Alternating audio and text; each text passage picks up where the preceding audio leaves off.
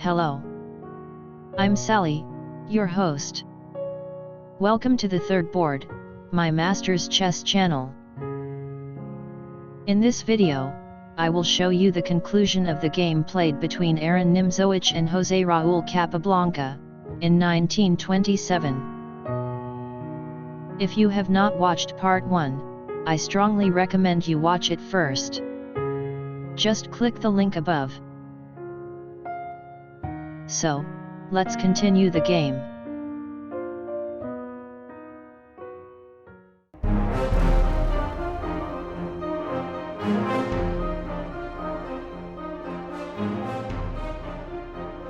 As we watched in the last video, in this position, Nimzowitsch had white and played rook to b1.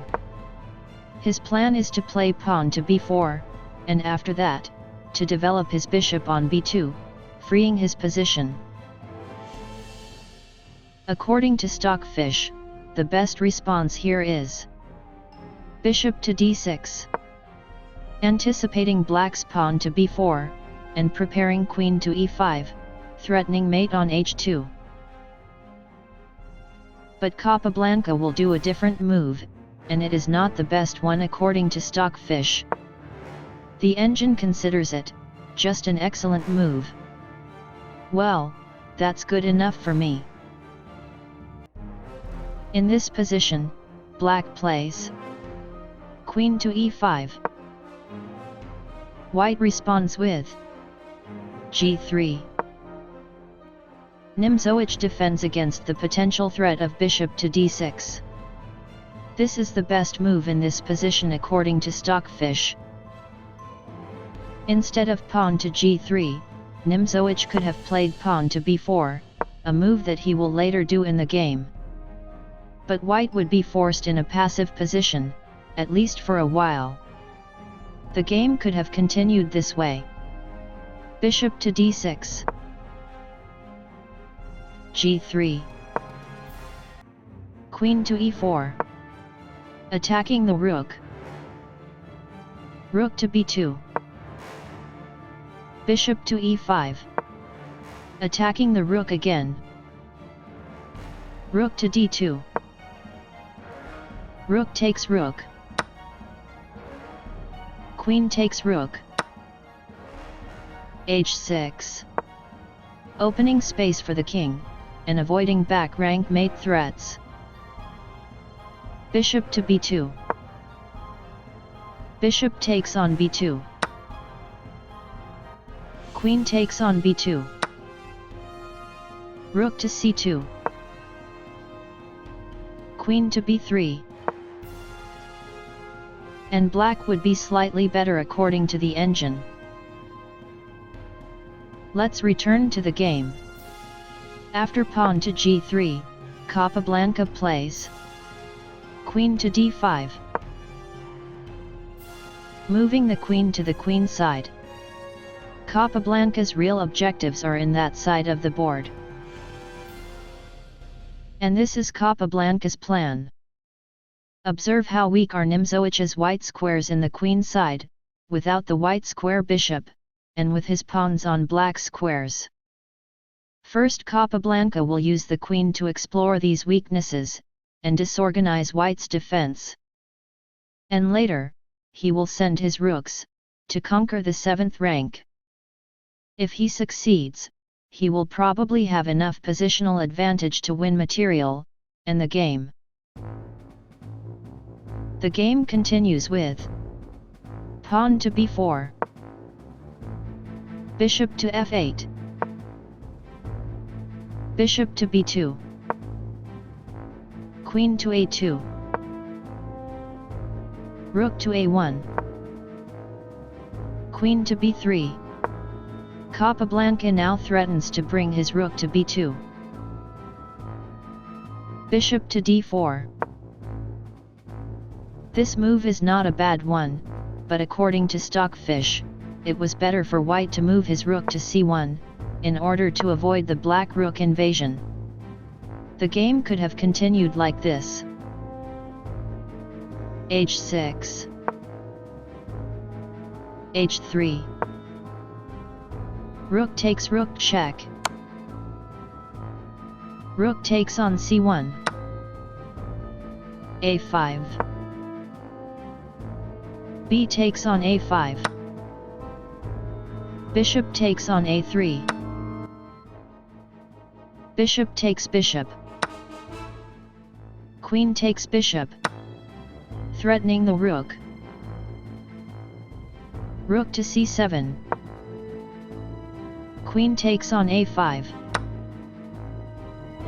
And black would have a pawn advantage, but still, it would be a difficult endgame. Let's return to the game. After bishop to d4, black continues with rook to c2. Queen to a6. White decided to strike back with his queen, and now, threatens the a7 pawn. This is a very important move in the game. What do you think about this move? Nimzowitsch committed a mistake here. According to the wise fish, instead of queen to a6, it was better for white to have played queen to d1. After that, the game could have continued like this. Rook to c3. The bishop cannot take the rook because it is pinned. Queen takes on b3. Rook takes on b3. Rook from e to b1. Rook takes on b1 check. Rook takes on b1. f6. f4. And, according to the engine, the position would be equal. Let's return to the game. By removing his queen from the center, Nimzowitsch allowed black to force a small combination. Can you see it? There's no immediate material gain for black, but white's position rapidly deteriorates. If you wish, pause the video and try to find black's next move. In this position, Capablanca plays pawn to e5, sacrificing the king's file pawn. White has to take it, and by doing so, allows black to double his rooks on the 7th rank. The game continues with bishop takes on e5. Rook from d to d2. Queen to b7. Here Nimzowitsch did another mistake. The best move was queen to f1. This would have possibly saved the game. After queen to f1, the game could have continued with queen to d5. Bishop to f4. Rook takes on f2. Forcing the exchange of 2 rooks for the queen. Queen takes on f2. Rook takes on f2. King takes on f2. But black would still be better. Let's return to the game. After queen to b7, Capablanca continues with rook takes on f2.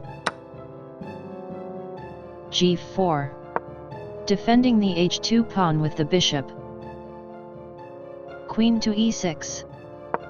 Threatening the g4 pawn with check. Bishop to g3. Defending the king, and giving up the pawn. Black now can take on g4, but there is a better move here. Can you find it? In this position Capablanca plays rook takes on h2. Winning another pawn. Taking the rook with the bishop would be a blunder because of queen takes on g4. King to h1, forced. Queen to h3. And the game would have been lost on the spot. The game continues with Queen to f3. Rook from h to g2 check. Queen takes on g2. Rook takes on g2 check. King takes on g2. Queen takes on g4. Black now has an advantage of 2 passed pawns on the king side, and a menacing queen. The game continues with Rook from a to d1. h5. Rook to d4.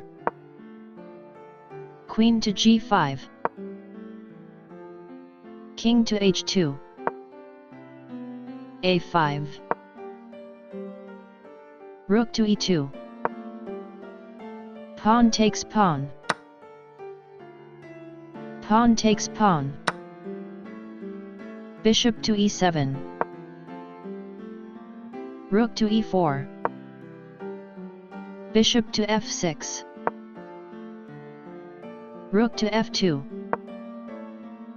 Queen to d5. Rook to e8 check. King to h7. And, in this position, Aron Nimzowitsch resigned.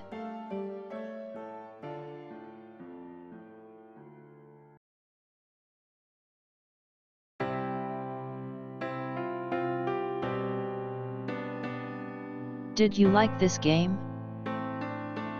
It was an interesting game, don't you agree?